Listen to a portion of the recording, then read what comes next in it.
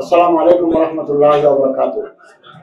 আজ 29 শাবান 1446 হিজরি, 16 ফাল্গুন 1431 বঙ্গাব্দ, 1 মার্চ 2025 খ্রিস্টাব্দ, শনিবার সন্ধ্যায় ইসলামিক ফাউন্ডেশন বাইতুল মোকাররম সভাকক্ষে জাতীয় চাঁদ দেখা কমিটির এক সভা অনুষ্ঠিত হয়।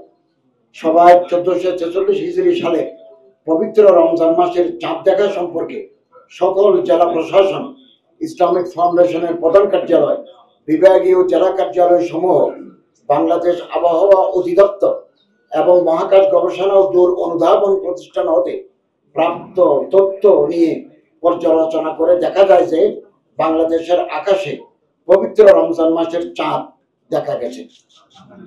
এমত অবস্থায় আগামী 17 ফাল্গুন 1431 বঙ্গাব্দ, 2 মার্চ 2025 খ্রিস্টাব্দ রোববার থেকে 1446 হিজরি সালের পবিত্র রমজান মাস গণনা শুরু হবে।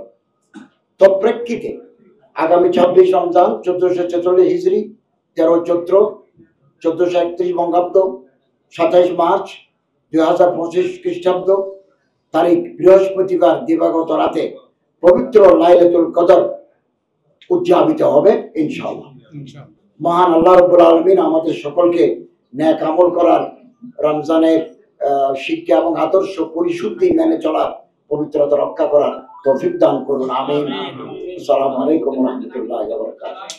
আগামী 26 রমজান 1446 হিজরি, 13 চৈত্র 1431 বঙ্গাব্দ, 27 মার্চ 2025 তারিখ বৃহস্পতিবার দিবাগত রাতে এই শবে কদর বা লাইলাতুল কদর উদযাপিত হবে 27 মার্চ 2025 তারিখ বৃহস্পতিবার দিবাগত রাতে। আমাদের দেশে নিত্য ব্যবহার্য পণ্যদ্রব্যের দাম বেড়ে যায়, এটা কমন ফেনোমেনা। পৃথিবীর বহু দেশে, মালয়েশিয়া, সৌদি আরব, আরব আমিরাতে আমরা দেখেছি ডিসকাউন্ট দেয়। রমজান আসলে 10%, 5%, 15% ডিসকাউন্ট দেয়। আমাদের এখানে উল্টা, এবং দ্রব্যমূল্য বৃদ্ধি পায় এবং নিত্য ব্যবহার্য দ্রব্য সামগ্রী হোল্ডিং করে রাখে। তো সরকার এই ব্যাপারে অত্যন্ত সচেতন রয়েছে এবং বেশ কিছু জরুরি পণ্যের উপর শুল্ক সরকার প্রত্যাহার করে নিয়েছে এবং আমদানিও বৃদ্ধি করে ফেলেছে। ইতিমধ্যে আমাদের বাণিজ্য মন্ত্রী ইতিমধ্যে ঘোষণা দিয়েছেন আগামী 1 সপ্তাহের ভিতরে সয়াবিন সহ রমজান রিলেটেড যে সমস্ত আইটেমগুলো আছে এগুলোর দাম সহনীয় পর্যায়ে চলে আসবে।